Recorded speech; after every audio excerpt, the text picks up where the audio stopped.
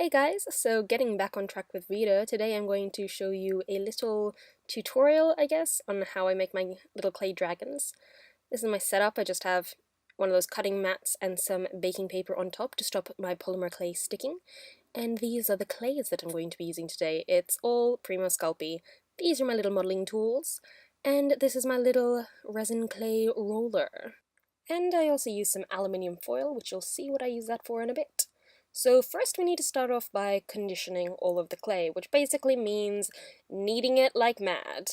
You see how it kind of crumbles and tears when I bend it? That's not what you want. You gotta get it nice and soft and supple, so I squish it around with my hands. Sometimes I use that little roller, and I get it all nice and soft and squidgy and workable. And I'm also going to mix up a whole bunch of different colors of clay. I normally like to get a nice marbled pattern going for my little dragons, but first I need to have a whole bunch of different shades and hues because I think that looks better than just having random colors that are completely different all mixed together.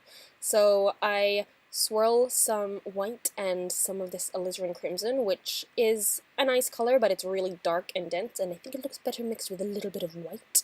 So I just keep on mixing it and squidging it until I get solid colors, and then it's pretty well conditioned.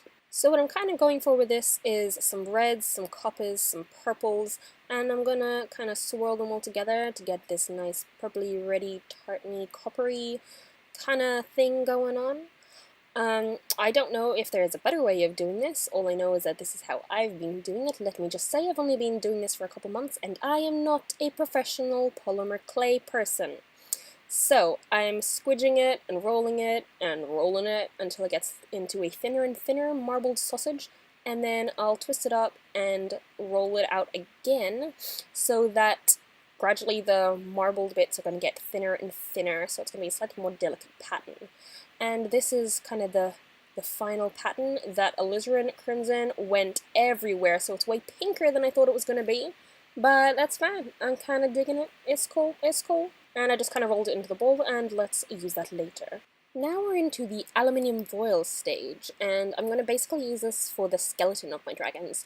The first few that I made, I didn't use any alfoil in the middle, but I found that, especially if I want to have tails or wings or anything sticking up, it kind of gives a better structure and makes it slightly more stable, even though it's kind of harder to make the clay go on there. So you can see I've got, a little head, a bit of a body. I'm going to give it a little bit of a denser butt than I had before, so I've got a little bit more to build around. And then this little thin bit is going to be the basic structure for the wings.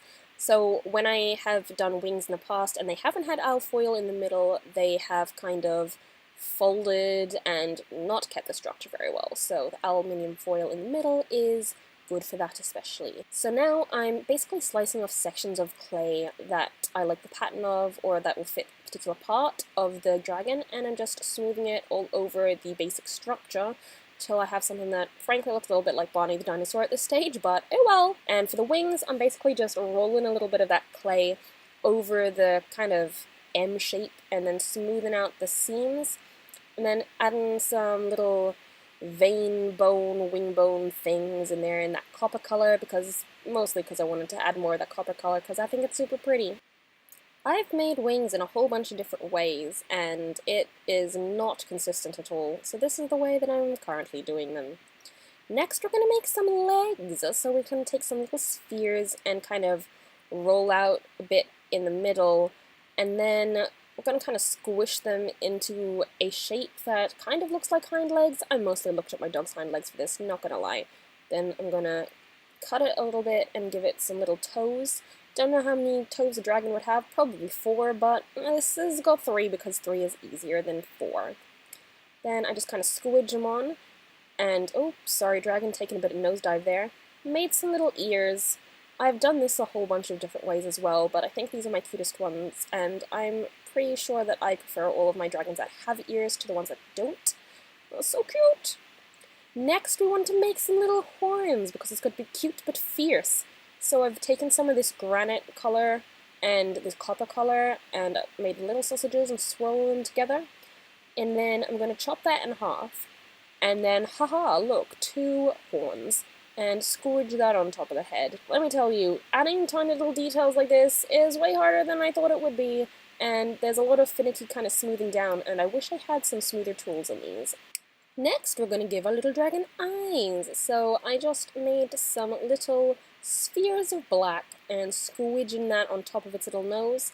And I found that my dragons look less creepy and possessed when I give them a kind of little eyelid kind of thing, so they're not quite staring into the void of your soul. There you can see it, he's upside down, but oh, looks so cute. Little swirly eyelids. And now this little guy is ready to go into the oven where I will not burn him because I am from the future and know that I don't this. And yeah, here's the baked dragon. All that's left to do now is give it a little bit of a polish, maybe put some varnish on it, but other than that, it is complete.